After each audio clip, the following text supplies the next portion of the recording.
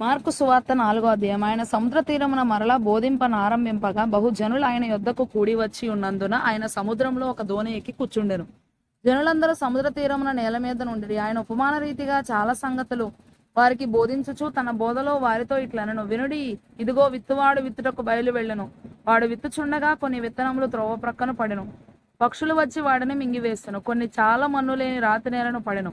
అక్కడ మన్ను లోతుగా ఉండనందున అవి వెంటనే మొలిచెను గాని సూర్యుడు ఉదయింపగానే అవి మాడి వేరు లేనందున ఎండిపోయెను. కొన్ని ముండ్ల పొదలలో పడెను. ముండ్ల పొదలు ఎదిగి వాటిని అణచివేసెను గనుక అవి ఫలింపలేదు. కొన్ని మంచి నేలను పడెను. అవి మొలిచి పెరిగి పైరై 30 60 100 ఫలించెను. వినుటకు చెవులు గలవాడు వినుగాక అని చెప్పెను. ఆయన ఒంటరిగా ఉన్నప్పుడు 12 మంది శిష్యులతో కూడా ఆయన చుట్టూ ఉండిన వారు ఆ ఉపమానమును గూర్చి ఆయనను అడిగిరి. అందుకు ఆయన, దేవుని రాజ్య మర్మము తెలుసుకొనుట మీకు అనుగ్రహింపబడి ఉన్నది గాని వెలుపల నుండి వారు ఒకవేళ దేవుని వైపు తిరిగి పాపక్షమాపణ పొందుదురని వారు చూచుటకైతే చూచియు కనుగొనకయును వినుటకైతే వినియు గ్రహింపకయు నుండుటకును అన్నియు ఉపమాన రీతిగా వారికి బోధింపబడుచున్నవని వారితో చెప్పెను. మరియు ఈ ఉపమానము మీకు తెలియలేదా? అలాగైతే ఉపమానములు అన్నియు మీకు ఎలాగూ తెలియననెను. విత్తువాడు వాక్యం విత్తుచున్నాడు. త్రోవ ప్రక్క నుండి వారు ఎవరనగా వాక్యము వారిలో విత్తబడును గాని వారు వినిన వెంటనే సాతాను వచ్చి వారిలో విత్తబడిన వాక్యం ఎత్తుకొని పోవును. అటువలే రాతి నేలను విత్తబడిన వారు ఎవరనగా వాక్యము విని సంతోషముగా అంగీకరించువారు. అయితే వారిలో వేరు లేనందున కొంతకాలం వారు నిలుతురు గాని వాక్యము నిమిత్తము శ్రమ అయినను హింస అయినను కలుగగానే వారు అభ్యంతర పడుదురు. ఇతరులు ముండ్ల పొదలలో విత్తబడిన వారు. వీరు వాక్యము విందురు గాని ఐహిక విచారములను ధనమోసమును మరి ఇతరమైన అపేక్షలను లోపల చొచ్చి వాక్యమును అణచివేయుట వలన అది నిష్ఫలమగును. మంచి నేలను విత్తబడిన వారెవరనగా వాక్యము విని దానిని అంగీకరించి 30 60 100 ఫలించు వారని చెప్పెను. మరియు ఆయన వారితో ఇట్లనెను. దీపము దీపస్తంభం మీద నుంచబడుటకే గాని కొంచెము క్రిందనైనను మంచము క్రిందనైనను నుంచబడుటకు తేబడదు గదా. రహస్య ఏదైనను తేటపరచబడకపోదు. బయలుపరచబడుటకే గాని ఏదియు మరుగు చేయబడలేదు. వినుటకు చెవులు ఎవనికైనా నుండిన ఎడల వాడు వినుగాకనెను. మరియు ఆయన, మీరేమి వినుచున్నారో జాగ్రత్తగా చూచుకొనుడి. మీరు ఎట్టి కొలతతో కొలుతురో మీకును అట్టి కొలతతోనే కొలువబడను.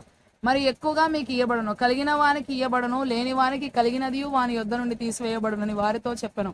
మరియు ఆయన, ఒక మనుష్యుడు భూమిలో విత్తనము చల్లి రాత్రింబగళ్ళు నిద్రపోవచ్చు మేల్కొనుచునుండగా వానికి తెలియని రీతిగా ఆ విత్తనం మొలిచి పెరిగినట్లే దేవుని రాజ్యం ఉన్నది. భూమి మొదట మొలకను తరువాత వెన్నును, అటు తరువాత వెన్నులో ముదురు గింజలను తనంతటా తానే పుట్టించును. పంట పండినప్పుడు కోతకాలం వచ్చినదని సేద్యగాడు వెంటనే కొడవలి పెట్టి కోయినని చెప్పెను.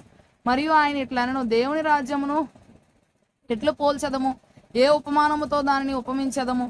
అది ఆవగింజను పోలి ఉన్నది. ఆవగింజ భూమిలో విత్తబడినప్పుడు భూమి మీదనున్న విత్తనములు అన్నిటికంటే చిన్నదే గాని విత్తబడిన తరువాత అది మొలిచి ఎదిగి కూర మొక్కలన్నిటికంటే పెద్దదై గొప్ప కొమ్మలు వేయును గనుక ఆకాశ పక్షులు దాని నీడను నివసింపగలవనను. వారికి వినుటకు శక్తి కలిగిన కొలది ఇలాంటి అనేకమైన ఉపమానములను చెప్పి ఆయన వారికి వాక్యం బోధించను. ఉపమానము లేక వారికి బోధింపలేదు గాని ఒంటరిగా ఉన్నప్పుడు తన శిష్యులకు అన్నిటిని విశదపరచెను.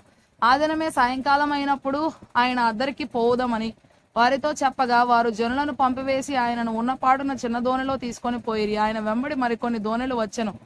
అప్పుడు పెద్ద తుపాను రేగి ఆయన ఉన్న దోణి మీద అలలు కొట్టినందున దోణి నిండిపోయెను. ఆయన దోణి అమరమున తలగడ మీద తలవాల్చుకొని నిద్రించుచుండెను. వారు ఆయనను లేపి, బోధకుడా, మేము నశించిపోవచ్చున్నాము, నీకు చింత లేదా అని ఆయనతో అనిరి.